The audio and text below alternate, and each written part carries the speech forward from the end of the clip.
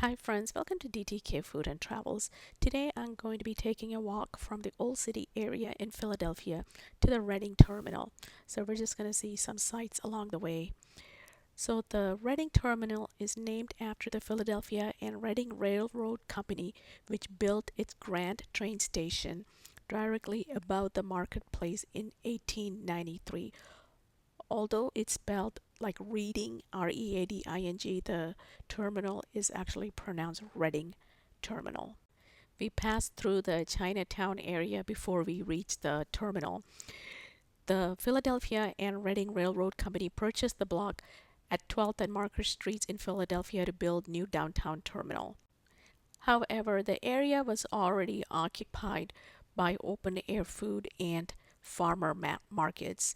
The merchant refused to leave, so the railroad agreed to build a brand new indoor market space directly into the ground floor and basement, sitting underneath the elevated train shed and tracks.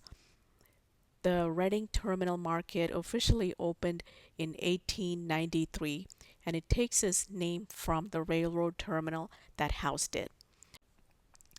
Today, the railroad is gone, but its architectural legacy stands.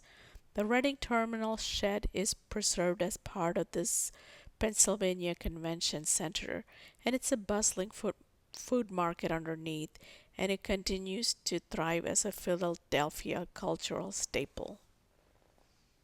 The Reading Terminal is a complex of buildings which includes the Reading Company main railroad station located in the Market East section, and then you have buildings that comprises the Reading Terminal Head House, train shed, and Reading Terminal Market, also known for its farmers market and the presence of the Pennsylvania Dutch food vendors.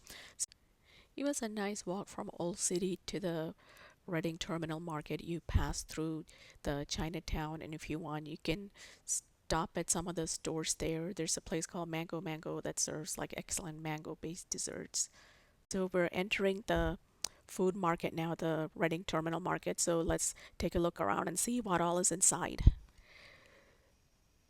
This place has over 80 independent locally owned merchants. The place itself is 78,000 square foot, and it's an indoor bazaar that features a mix of prepared food counters, sit down eateries, fresh grocery stalls, and artisan craft shops. The Reading Terminal Market was voted as America's best public market. It is also one of the oldest and largest public market. It's been operating continuously since 1893 in a National Historic Landmark building. Like I said earlier, it has over 80 independent merchants offering fresh local produce. Also, they have some Amish specialties and some iconic local food like cheesecake and roast pork sandwiches. They have some of the best roast pork sandwiches over there, so if you're in the area, definitely try it out.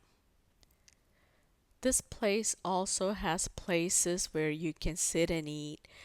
You can use the indoor communal dining spaces, and also some of the restaurants have counter seating at the specific food stands.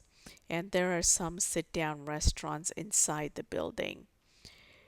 The communal seating areas are set up where it's open tables in the main dining spaces for food bought from any vendor. So the counter seatings are for individual merchants and restaurants. They have bar stools by their counters. The peak lunch time is usually from 11:30 a.m. to 1:30 p.m.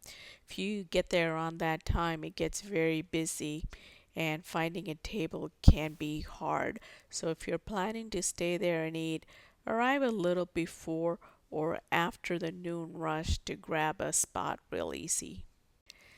There were several movies that were shot at this place. One is a movie that I had seen personally called Trading Places. There were several other movies that were shot over here. And at this place, what I like about it is every vendor is an independent local business. There are no corporate chains.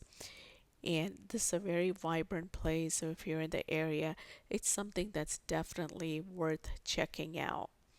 So these are just some images of from some of the restaurants over there. And I hope everyone gets to visit this place when they go. And I would definitely recommend going during the off peak time, which is early morning or on weekdays to avoid large lunch rushes and heavy crowds. And most vendors close by 6 p.m. And especially some of the popular spots, they have a wait during peak meal times. They always almost also have a farmers market where you can get fresh fruits and vegetables from. So we just went ahead and walked around there and left there. These are just some of the sights from when we were walking back. We saw this little delivery device. I think it's kind of like Uber Eats or something. I never seen it in the town where I'm originally from, so I thought that was interesting.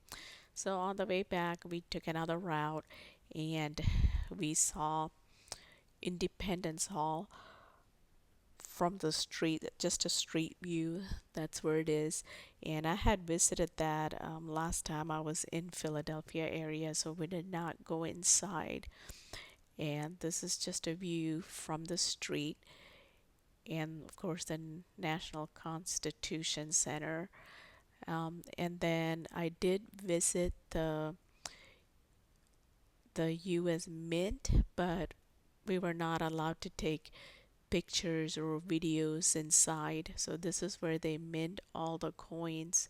It was nice to see. It was under some renovation when I was here last. So my friend who lives outside of Philadelphia came to visit me, and we went there to see it. So hopefully all of you will get to see the Reading terminal and also drop by the US Mint if you get a chance, something worthwhile.